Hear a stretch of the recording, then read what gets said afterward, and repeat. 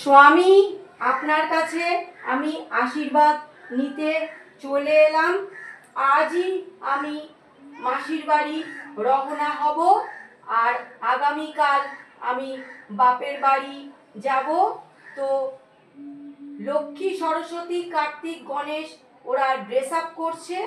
তো আপনার কাছে আমাকে পাঠালো যে পিতার কাছে আশীর্বাদ নিয়ে আসো মা।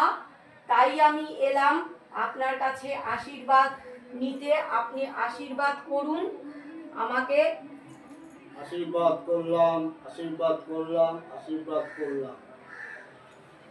কার্তিক, গণেশ, লক্ষ্মী, সরস্বতী, কলাবউ এদেরকে নিয়ে যাও। আমার আশীর্বাদ সব সময়ের জন্য রইল। আবার ফিরে আসবে এই স্বর্গলোকে।